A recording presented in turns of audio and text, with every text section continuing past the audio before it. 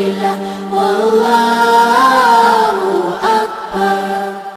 So now, what is the truth? The truth revealed through the Quran. Allah subhanahu wa ta'ala says, His concern with human being is proportional to their value in the universe. Proportional. So Allah subhanahu wa ta'ala describes how He created Adam. In fact, I had talked about it. And then how He has karramna bani Adam. He has given them intellect. He has given them a soul and a curiosity and the willpower. And so, but according to the proportion, so all we human beings learn from other human beings. I learn mathematics from a teacher of mathematics. You learn agriculture from a teacher of agriculture. So what is most appropriate then to teach human beings about God and His purposes through a human being? So this is where the role of the messengers comes, and this is the true position of the concern of Allah subhanahu wa ta'ala. So He says in the Surah Al-A'la that He creates, الذي خلق فسوى والذي قدر فهدى. He creates, then He gives a shape, a form, and then He gives a measure, a quantitative measure, qadr, taqdeer, and then He guides. So these four things which Allah subhanahu wa ta'ala is with His creation. He creates and gives it a form, a shape, and then assigns a certain role. It's called like the animals have their instinct.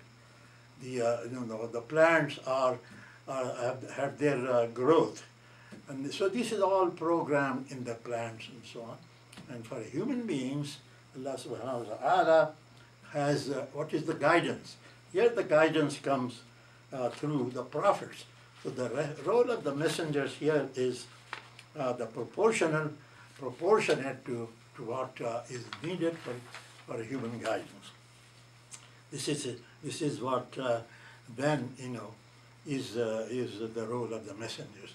Without the messengers, if we are left to our own devices, Allah subhanahu wa ta'ala has given us five senses. He has given us intellect. He has given us curiosity. These are all good for discovering the laws of the universe, the place where we live, the physical characteristics of the earth and our surroundings of the universe, and to find the laws of the universe. So the question is, what is the role of the messengers? What is these messengers or prophets, we call them, what is their role? So their role is to tell us about the things which we cannot perceive. It's called ghaib, al-ghaib. So there is, as is described in the Surah Al-Baqarah on the first, that yu'minuna bil ghaib. Ghaib. So what is ghaib? Ghaib is what is beyond our human perception, what is beyond our senses, five senses, and our intellect, and our communication with each other, and so on and so forth. It is beyond that. This is Allah Himself. We don't see Him. Allah's attributes. Yeah. So this is the role of the prophets, is to tell us about, inform us about the ghaib. The most important thing which every prophet brought is that there is a creator and you worship Him alone. The second thing is that you are on this planet Earth, you are in this life as a test, no matter what you are, whether you are rich or poor, you're sick or healthy, you're born in this community or that community, this nation or that nation, that Allah subhanahu wa ta'ala has made hayat or life, hayat, خلق الحياة خلق الموت والحياة ألا يبلوكم أحسن عملا. What is so? This is the message they brought. All these messengers have uniformly throughout history brought the same message: worship God alone and live according to the laws which Allah has prescribed. There are moral laws and there are laws which relate with the laws of worship to Allah subhanahu wa ta'ala and the laws among the human beings. But this is the message which is common throughout history. And so God says to man, worship me alone and submit to my commandments. Worship. But this command is not uttered from heaven. Not every human being is hearing from the heaven, but it is uttered from the lips of a man. A human being is telling.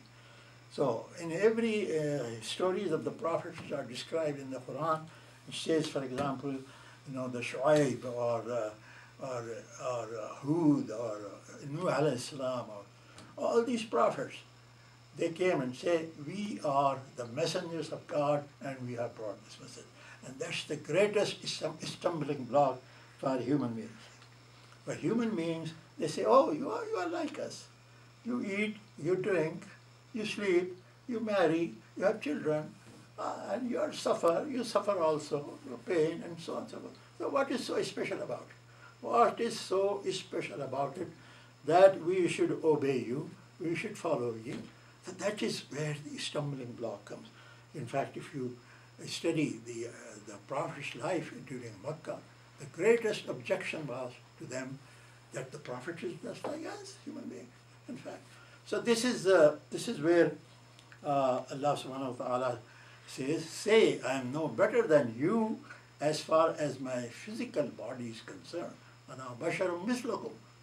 But again, there is another aspect. Yuha ilayya.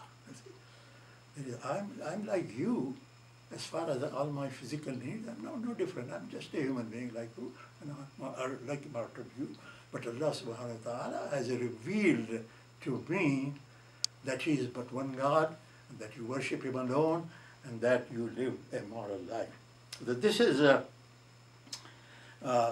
is where I recite a few, give you the translation of a few of the verses of the Quran, which shows the mentality of all human beings, practically every human being, especially those who are given knowledge, those who are given power, those who are given authority in the land, those who are rich, and so on. Their authority is, how can we follow this human being, this one man? It's just like the Abu Jahl, like the Quraysh used to say, okay, we know you are born, in the Banu Hashim family. We are Banu Umayyah. You did something and we did something else. You this, and then you have claimed that a prophet has come to you. We will never accept.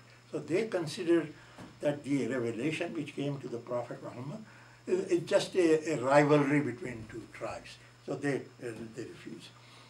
So Allah subhanahu wa ta'ala says, what prevented people from believing when guidance came to them was nothing but that they said, has God sent a man as a messenger?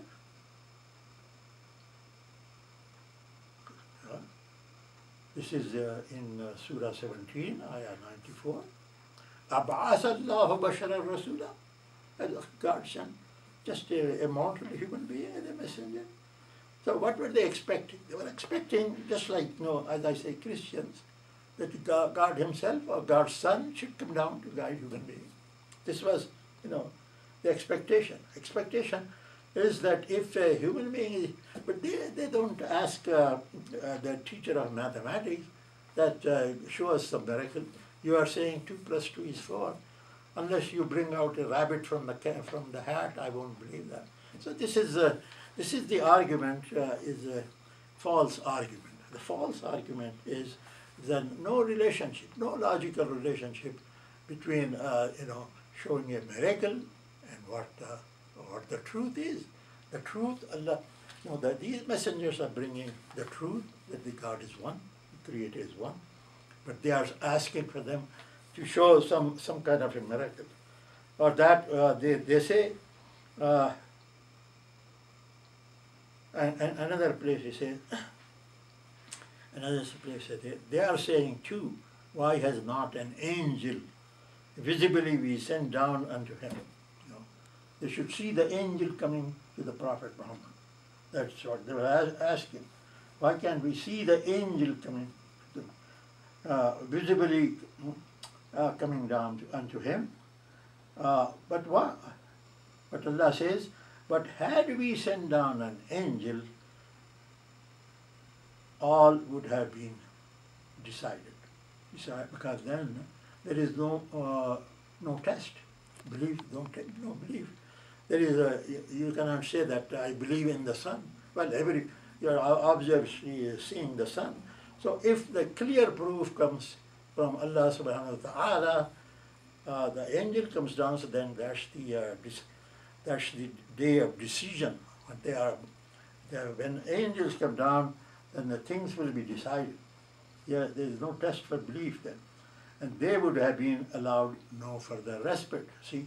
So the angel coming down, their demand that angels should come down means it is just like some truth revealed exactly just like the sun or the moon. You see the sun, there is no need for proof.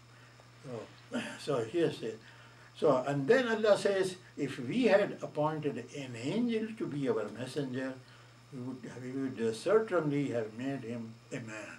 So, so this is in Surah 6, verse 8.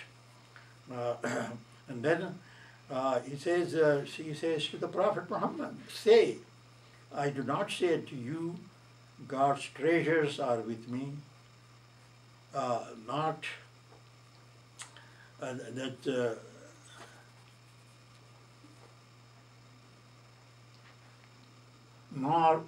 that I have the knowledge of the unseen, nor do I say unto you, behold, I am an angel.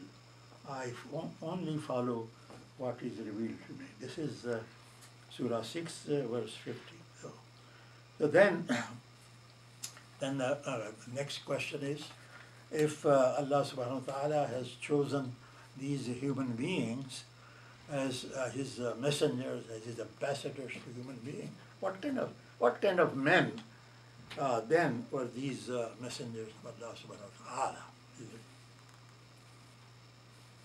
Since if you look at the history of humankind, since the emergence of man on this planet Earth, billions of people have come and gone, and still now there are more than 7 billion people on this earth. Now, each human being has lived an ordinary life or an eventful life. There are some who are, just billions who are just living their lives, ordinary lives. But there are some which we call great, such as kings or generals, statesmen, philosophers, thinkers, scientists, lawmakers, saints and heroes. All kind of people have come and gone. Yet if you look at the people in general, they do not pattern their living after Caesar or Alexander or Aristotle or Kant or Newton or Einstein. All these philosophers, scientists and so on. Nobody is patterning their life after them. And no special, to follow the pattern. What we see is people are following Moses, Jesus, or Muhammad, or other prophets in other realms. What the closest we know about here is that Musa alayhi salam, Isa alayhi salam, and the Prophet Muhammad. So the largest number of human beings, at least more than half of the planet, they believe either they pattern the life after Musa alayhi salam, after Isa alayhi salam, or after Muhammad sallallahu alayhi wasallam. That is Moses, Jesus, and Muhammad. So the way of life of the messengers of God is not beyond an ordinary person. What is required? A man does not have to have great knowledge, or great wealth, or power, or any other special gift to follow a prophet. especially to follow the Prophet Muhammad sallallahu alaihi wasallam. Every human being, his life is so completely in detail come down to us. His sunnah of the Prophet sallallahu alaihi wasallam is so come down to us that every human being is invited to follow him, follow the sunnah of the Prophet. So what is needed is not great knowledge or great sophistication. What is needed is faith and integrity of character. These two things. So the messenger of God, the messengers of Allah subhanahu wa ta'ala, they practiced what they preached. And they were true to their trust, and they were the first and foremost to obey the laws of God revealed to them or to the earlier messengers. So here we have the base in a nutshell that Allah's hidayat has come through the messengers, and the final prophet has come and gone 1400 years ago. Inshallah, I'll continue to talk about Prophet Muhammad in the following talk.